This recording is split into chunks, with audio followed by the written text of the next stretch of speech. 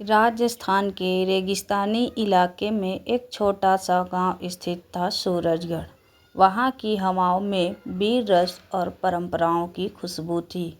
इसी गांव में रहती थी राजकुमारी चंद्रलेखा, जो न केवल सुंदर थी बल्कि बुद्धिमान भी थी। उनका विवाह हुआ था राजा विक्रम देव से, एक पराक्रमी लेकिन वृद्ध राजा, जिनकी उम्र रानी की उम्र से दोगुनी थी। कुछ वर्षों तक जीवन ठीक चला, लेकिन कुछ दिन बाद राजा विक्रमदेव वीर गति को प्राप्त हो गए। जैसे ही यह खबर महल पहुंची, पुरोहितों और दरबारियों ने सती होने का रस्म शुरू कर दिया। पवित्र आत्मा की रक्षा के लिए रानी को जलना होगा। चंद्रलेखा स्तब्ध थी। उसका मन कह रहा था, क्या यह धर्म है या समाज का ढोंग? क्या मेरा जीवन अब केवल आज आग की भेंट चढ़ने के लिए है? रात भर रानी सोचती रही। अगली सुबह चिता सजी थी। लोग इकट्ठा हो गए थे। ढोल नगाड़े बज रहे थे और रानी को देवी के रूप में पूजा जा रहा था।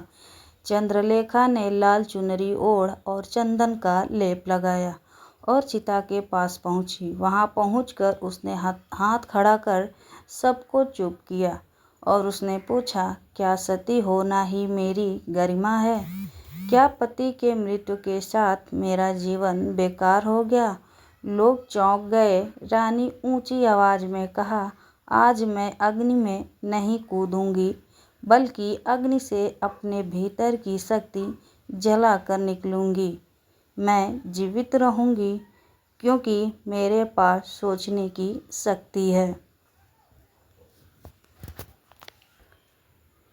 मैं आगे की पीढ़ियों के लिए एक उदाहरण बनूंगी कि स्त्री का धर्म केवल बलिदान ही नहीं बल्कि निर्माण भी है। सभा में सन्नाटा छा गया। कुछ समय बाद बुजुर्ग औरतें आगे आईं और बोलीं कि रानी, तूने तो हमारी मन की पीड़ा कह दी। आज से आप हमारी रानी ही नहीं बल्कि हमारी नेता भी हैं। रानी चंद्रलेखा ने आगे चलकर सूरजगढ़ में स्त्रियों के लिए विद्यालय खोला, विधवा पुनर्विवाह का समर्थन किया और अपने राज्य को सामाजिक परिवर्तनों से सजाया। संदेश: यह कहानी एक महिला की साहस और विवेक की कहानी है। जैसे रूढ़ियों का चुनौती देकर उसने एक नई दिशा दिखाई, जहां स्त्रियां केवल पूज्य ही नहीं, निर्माता परिवर्तन का वाहक भी हैं।